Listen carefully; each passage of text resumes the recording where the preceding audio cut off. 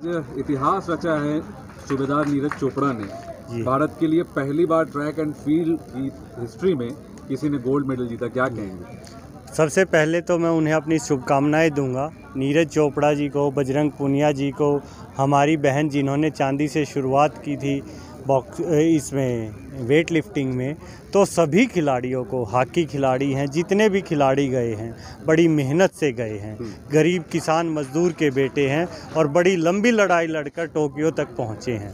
तो सबसे पहले तो मैं उन सबको बधाई देता हूँ, शुभकामनाएं देता हूँ कि उन्होंने इतनी बड़ी जीत अर्ज की है और देश को एकदम से 47वें स्थान पर आज ले आए हैं पदक तालिका में। तो उन सभी खिलाड़ियों का बहुत बहुत धन्यवाद। अच्छा, नीरज ने तो तारीख बना दी, हिस्ट्री बना दी है, लेकिन इससे पहले महिला हॉकी टीम जो कि ब्रॉन्ज के मुकाबले को हार गई थी, उसके बाद पूरे भारत में कई जगहों पर उनके साथ बदसलूकी हुई है, उस पर भी कुछ कहना चाहेंगे?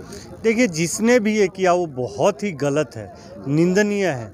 सरकार जो सिर्फ नाम की है आज कागजों में, उसे इस पर तुरंत एक्शन लेना चाहिए, क्योंकि इस देश का गौरव है, वो देश के लिए आगे आए हैं।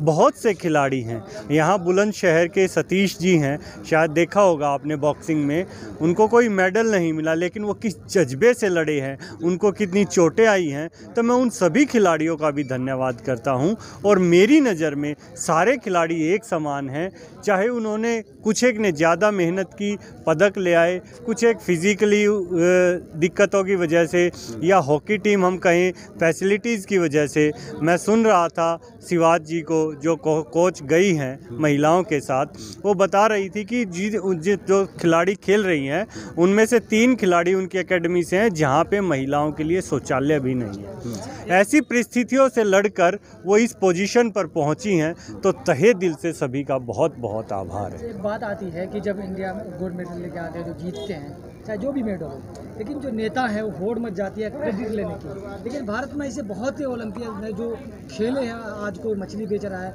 कोई सड़कों पे भीख मांग रहा है। यही बड़े दुर्भाग्य की बात है, खिलाड़ियों के साथ ऐसा होता है। इसका कारण ये है कि सिर्फ जो खिलाड़ी गोल्ड जीत लेता है या पदक जीत लेता है उसे तो हम वाहवाही कर देते हैं। आज मनोहर लाल खट्टर जी ने घोषणा की है कि बजरंग पूनिया के गांव में, रवि दहिया के गांव में वो रेसलिंग एकेडमी बनाएंगे। अरे भाई, ये तो उन्होंने आज अचीव कर लिया, तब आप रेसलिंग एकेडमी बनाएंगे? तो आप खुद सोच सकते हैं नेताओं की क्या सोच है।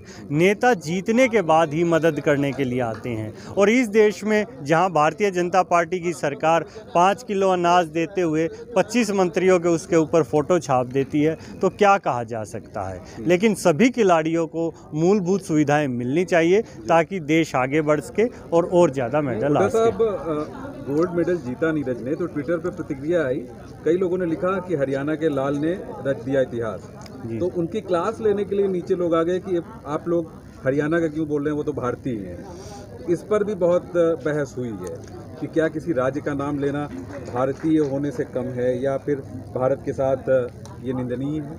नहीं, ऐसा बिल्कुल नहीं है। हरियाणा भारत का ही राज्य है और ये गौरव का विषय है हरियाणा प्रदेशवासियों के लिए और भारत देशवासियों के लिए, क्योंकि वहाँ उन्होंने भारत का प्रतिनिधित्व किया है, तो भारतीय कहना अच्छा लगता है। लेकिन हरियाणा, मैं हरियाणा से हूँ और कल को मेरे गाँव से कोई आएगा तो मैं अपने आप को और ज़्यादा गौरवान्वित महसूस करूँगा। लेकिन ये शब्दावली जो सिर्फ भारतीय जनता पार्टी यूज़ करती है, आज उनको भारतीय कहिए, ना उनको आप जाट कह सकते, ना उनको किसान के बेटे कहेंगे।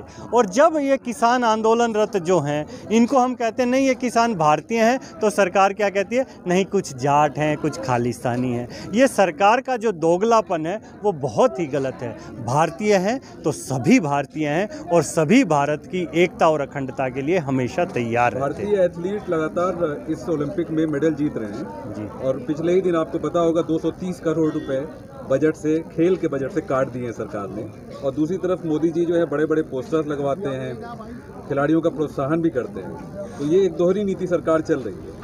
इसके लिए तो मैं क्या कहूँ, मोदी जी का कार्य सिर्फ बात करने का है। शायद कुछ और फेंकने की चीज़ होती, बात फेंकने का होता तो वो भी ओलंपिक से ले आते। लेकिन ये जो मेडल आया है ये भाला फेंकने में आया है, और भाला फेंकने में हाथ की जान लगती है, जुबान नहीं। तो मोदी जी सिर्फ जुबान से फेंकते हैं, क्या कह सकते हैं, उनकी किस बात का जवाब दें। हम तो उसी पे आधारित हैं जिन्होंने भाला फेंका है, उन पे हम गौरवान्वित महसूस करते हैं अपने आप को। जी, धन्यवाद।